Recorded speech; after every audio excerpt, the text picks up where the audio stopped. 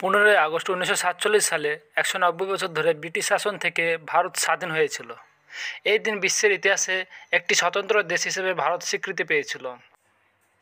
তাই প্রতিটি ভারতবাসীর কাছে 14 এবং 15 আগস্ট এই দিন দুটি খুবই আবেগের।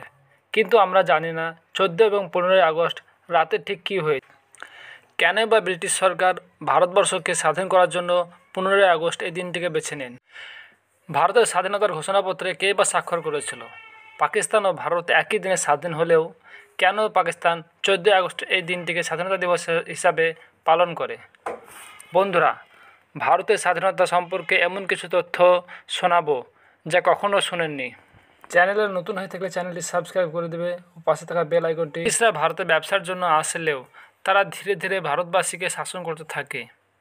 এইভাবে একদিন ভারত ব্রিটিশদের অধীনে চলে যাচ্ছে। কিন্তু ব্রিটিশরা ভারতীয়দের কখনোই ভালো নজরে দেখতো না।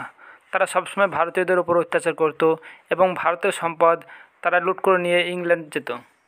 আর এই কারণের জন্যই ব্রিটিশ সরকারের ওপর দিন দিন ভারতীয়দের ক্ষোভ বাড়তে থাকে আর মাঝে মধ্যে বিদ্রোহ হতো। গান্ধীজি ভারতবর্ষে এলে জাতি ধর্ম বর্ণ নির্বিশেষে তারা আন্দোলন শুরু করে, আর এই কারণে ব্রিটিশ সরকার নড়ে চড়ে বসে।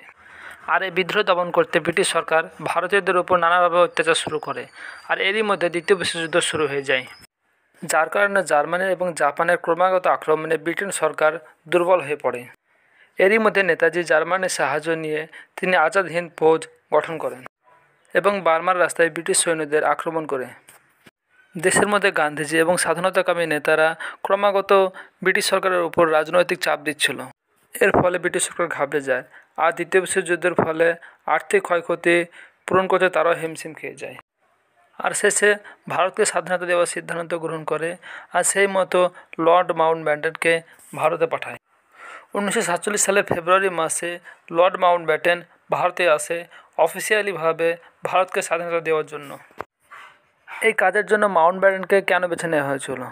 কারণ দ্বিতীয় বিশ্বযুদ্ধের সময় অ্যালাইড ফোর্সের কমান্ডার ছিল মাউন্টব্যাটেন, আর তারই নেতৃত্বে ব্রিটেন সরকার ভালোভাবে জয়লাভ করেছিল। মাউন্টব্যাটেন যখন ভারতে আসে তিনি মনে করেন যে 3রা জুন ভারতকে স্বাধীন বলে ঘোষণা করা হবে, কিন্তু দেশের মধ্যে সাম্প্রদায়িক দাঙ্গার জন্য এই কাজটি করা হয়নি। আর এই দাঙ্গার মধ্যে ব্রিটিশদের পুরোদমে মদত ছিল।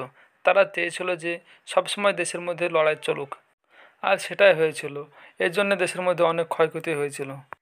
আর ব্রিটিশ সরকার চেয়েছিল যে দেশটা যেন দুভাগ হয়ে যায়, আর সেটাও হয়েছিল। এবং শেষে বিভিন্ন রাজনৈতিক ব্যক্তিরা দেশ স্বাধীন ও দেশকে ভাগ করার কথা তোলে। তখন মাউন্টব্যাটেন 15 আগস্ট ভারত ও পাকিস্তানকে স্বাধীনতা দেওয়ার প্রস্তাব রাখেন। আর এই 15 আগস্ট কেন এই দিনটিকে বেছে নেওয়া হয়েছিল? মাউন্টব্যাটেন শুভ ও অশুভ দিনকে বিশ্বাস করত। কারণ 15 আগস্ট 1945 সালে জাপানের সৈন্য ব্রিটেনের অ্যালাইড ফোর্সের সামনে আত্মসমর্পণ করে, আর সেই সময় এই যুদ্ধের নেতৃত্ব দিচ্ছিল মাউন্টব্যাটেন নিজেই। তাই 15 আগস্ট এই দিনটিকে। কিন্তু ভারতীয় জ্যোতিষরা 15 আগস্ট এই দিনটিকে অশুভ মনে করে। তাই ঠিক হয় যে 14 আগস্ট মধ্যরাত্রে ভারতকে স্বাধীনতা হিসাবে ঘোষণা দেওয়া হবে। নথিপত্র ঘেঁটে জানা যায় যে 14 আগস্ট সারাদিন ধরে প্রচুর পরিমাণে বৃষ্টিপাত হয়, আর 14 আগস্টের মধ্যরাত্রে 5 লক্ষ মানুষ দিল্লির রায়সিনা হিলে উপস্থিত হন। আর রাত 12টা বাজার আগে কিছুক্ষণ বক্তব্য রাখেন জওহরলাল নেহরু। আর ঠিক যখন রাত 12টা বেজে যায় তখন শঙ্খধ্বনির মাধ্যমে ভারতকে স্বাধীনতা দেওয়ার সূচনা করা হয়। আর এর পরের দিন সকালে ভারতের স্বাধীনতার ঘোষণাপত্রে মাউন্টব্যাটেন স্বাক্ষর করে, আর জওহরলাল নেহরু তিনি হন দেশের প্রধান